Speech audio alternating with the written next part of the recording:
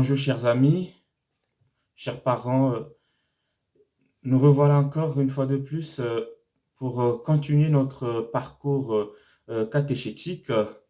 Et cette fois-ci, nous allons voir un autre personnage biblique très important pour notre foi. Alors, il s'agit d'Abraham, Abraham qui est appelé le père des croyants. Et nous allons faire un petit parcours historique pour revisiter un peu le personnage d'Abraham. Et comme vous le savez, les consignes restent les mêmes. Nous allons utiliser notre livre habituel que nous avons au catéchisme, donc le transmettre. Et à la page 20, vous trouverez donc cette belle histoire d'Abraham appelé le père des croyants. Vous savez qu'après Adam et Ève, les hommes se sont multipliés à la surface de la terre. Mais hélas, avec eux, les péchés aussi.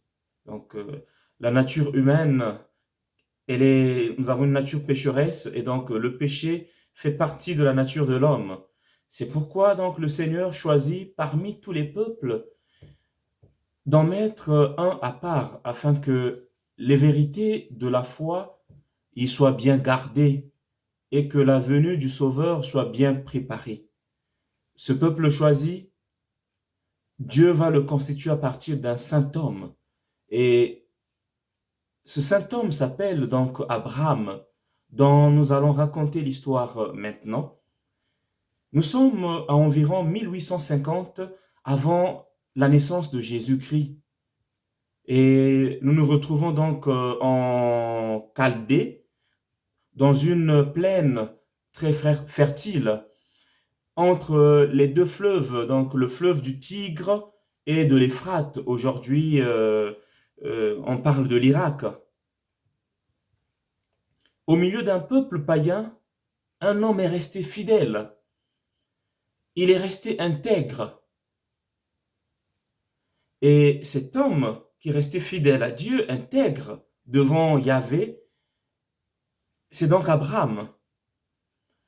En contemplant les merveilles de la création, il élève souvent son cœur vers celui qui le reconnaît comme son créateur. Voilà ce qui fait la grandeur d'Abraham. Il avait le temps d'élever des adorations, de faire des adorations auprès du Seigneur, son créateur. Il le reconnaissait, Yahvé, il le reconnaissait Dieu comme son seul créateur. Et du coup, c'était un homme intègre, craignant Dieu, marchant droit. Voilà que le Seigneur va donc se servir d'Abraham. Mais nous savons qu'Abraham va donc se marier avec Sarah, mais Sarah qui est stérile. Cela veut dire qu'elle ne pouvait pas avoir d'enfant. Donc, Sarah, c'est une femme stérile qui ne pouvait pas avoir un enfant. Alors qu'il y a 75 ans, un jour, il entend Dieu qui l'appelle. Abraham entend la voix de Dieu. Abraham, quitte ton pays, quitte ta parenté, la maison de ton père, pour le pays que je te montrerai. Alors voilà, le premier aspect qui caractérise le personnage d'Abraham, c'est donc l'obéissance.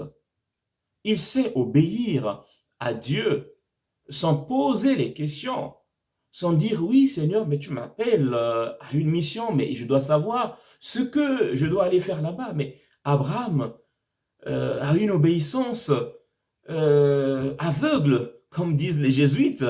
Vous voyez, une obéissance aveugle, c'est une obéissance qui se fait de manière automatique, vous voyez, comme un militaire qui obéit aux ordres.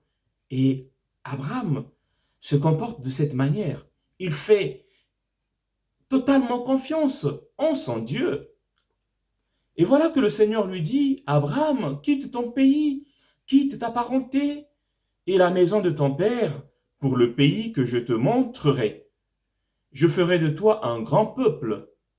Je te bénirai. Je magnifierai ton nom qui sera une bénédiction pour tous les peuples. Et donc, on comprend que le Seigneur avait avait promis à Abraham une grande bénédiction, ce qui fera d'Abraham le père des croyants. Et donc l'ordre de Dieu est exigeant et difficile à réaliser surtout, parce que ce que le Seigneur demande à Abraham, c'est une chose très difficile. Comment quitter sa parenté, quitter sa maison, quitter tous ses biens et aller sur une terre inconnue? Mais pour accomplir un tel ordre, il faut peut-être être fou. Mais Abraham obéit automatiquement au bon Dieu. Et voilà qu'il marche longtemps, à pied, couchant sous la tente et avançant au rythme de ses troupeaux. Enfin, Abraham arrive à Canaan, la terre promise. Cette vaste bande de terre au bord de la Méditerranée. Aujourd'hui, c'est Israël. Dieu lui dit alors, voici le pays que je te donnerai. Et Abraham va donc s'installer dans ce pays que le Seigneur l'avait indiqué. Et donc on comprend que le personnage d'Abraham, c'est un personnage très important pour notre cheminement spirituel, dans le sens que Abraham nous apprend aussi à obéir à Dieu comme lui, il l'a fait. Alors, chers enfants, en méditant ou encore en réfléchissant sur le personnage d'Abraham, Abraham nous apprend une grande vertu, c'est donc la vertu de l'obéissance. Apprenez à obéir à Dieu, apprenez à obéir à vos parents qui sont aussi les dieux de la terre parce que la Bible nous le rappelle.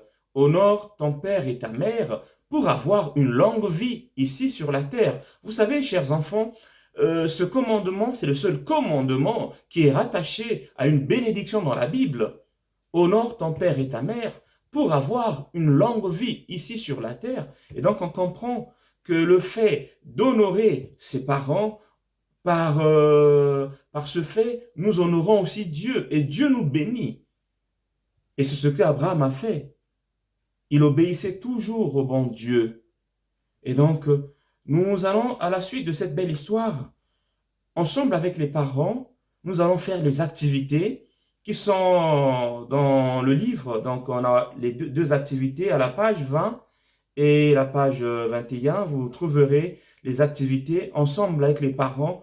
Les parents vont vous aider à répondre à toutes ces questions, les questions qui nous aident à comprendre un peu et à approfondir notre connaissance sur le personnage d'Abraham.